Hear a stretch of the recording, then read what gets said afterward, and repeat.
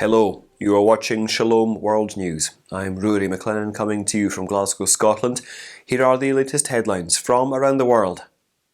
Yet again, Pope Francis has condemned the war in Ukraine, saying that it is marked by the forces of evil. He said the conflict in the Eastern European nation is leaving abominations, such as the killing of innocent civilians.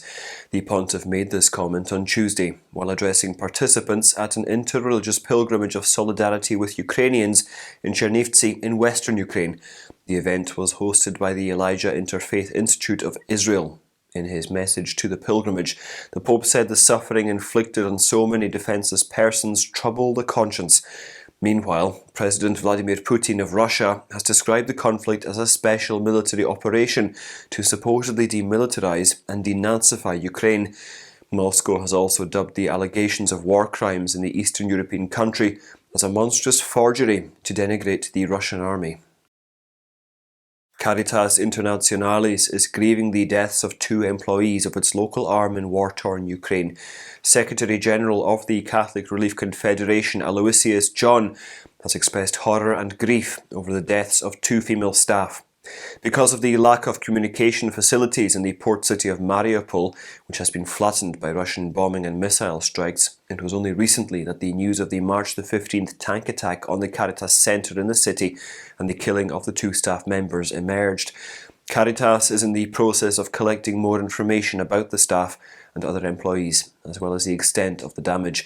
The Secretary-General said that Caritas Internationalis is reiterating its incessant appeal for peace, adding that the martyrdom in Ukraine must stop at once. In his daily video message to beleaguered Ukrainians, Major Archbishop Sviatoslav Shevchuk of the Ukrainian Greek Catholic Church implored God, the source of life, to help people in the country to stop the war. In his message, the prelate said, "Teach us not to kill all people. Teach us to understand that your law tells us, 'Behold, I lay before you good and evil, life and death. Choose good and live.'" He also said that those who choose life should feel obliged to support Ukraine. The Major Archbishop urged the people of the nation to make every effort to save human lives and to stop what he terms the murderous hand of the attacker, and to honour God's mandate, "Thou shalt not kill, even in self-defence." There is good news from the Church in France, as this Easter as many as 4,278 adults will receive baptism in dioceses across the nation and overseas. This is higher than the number of baptisms last year, as per the figures of the French Episcopal Conference. This comes as a breath of fresh air to the Church that is reeling from the repercussions of the report of the CIASE, the independent commission that probes clerical sexual abuse that took place over the past several decades.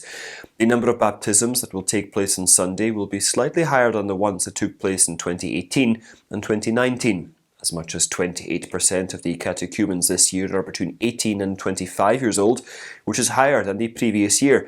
Generally, 75% of the baptismal candidates are younger than 40. A third of the catechumens are from dioceses located in Ile-de-France, in the northern central part of the country. The French Episcopate also said that entire families too will be received into the church this Easter. Once again, armed bandits have created mayhem in Nigeria. This time at least 50 people have been killed and more than 100 houses have been torched in several attacks. The attacks took place in 4 villages in Plateau State on Sunday, leaving dozens injured, with massive destruction done to houses and to property.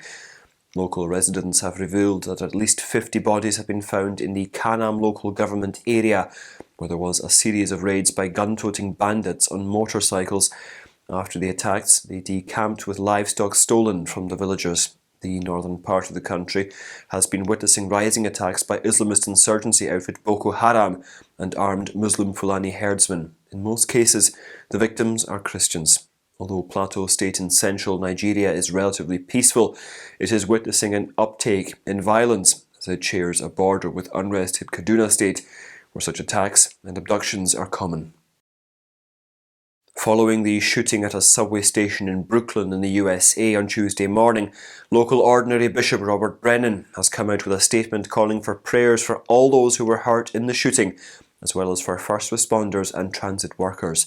In his statement, the prelate said, Lord, help the healing hands take care of the victims and protect the law enforcement officers trying to locate the suspect in this shooting. We are grateful for their courage and service to protect us. And please, Lord, keep us all safe in your embrace. At least 16 commuters were hurt in the incident, with 10 of them suffering gun wounds. The culprit threw a smoke bomb at the station before opening fire. Meanwhile, Cardinal Timothy Dolan of New York has also prayed for victims of the attack, posting also on Twitter that he was promising his prayers for police department officers and emergency responders.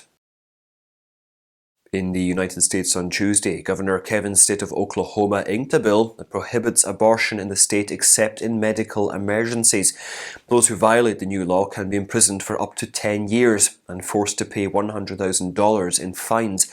This is the latest of several anti-abortion bills advanced by the legislature this year. If it does not face legal hurdles, then the new law will take effect this summer.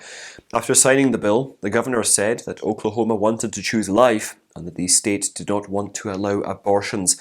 If the bill comes into effect, it will prevent women from Texas from going to the state to undergo an abortion after the neighbouring state had banned termination of pregnancies after 6 weeks of gestation in September of last year. The Catholic Church in the US state of Idaho is asking its Supreme Court to permit it to intervene in a lawsuit over a new law that prohibits almost all abortions. The request to intervene supporting the ban as a friend of the court was filed by the Diocese of Boise, which encompasses the entire state, on Monday. It was in March that the state came out with a bill modelled after the Texas statute prohibiting abortions after 6 weeks of pregnancy. The law also allows the father, grandparents, siblings, uncles and aunts of the unborn child to sue an abortion provider for a minimum of $20,000 in damages within 4 years of the termination of the pregnancy. As per the law, rapists cannot file a lawsuit, but the relatives can. The new law was taken to court by the abortion provider Planned Parenthood after they termed it unconstitutional, with the state Supreme Court stopping the abortion ban from taking effect while their lawsuit is active. And those are your latest headlines. Do join us again tomorrow for more. You can also visit swnews.org for more updates. Shalom.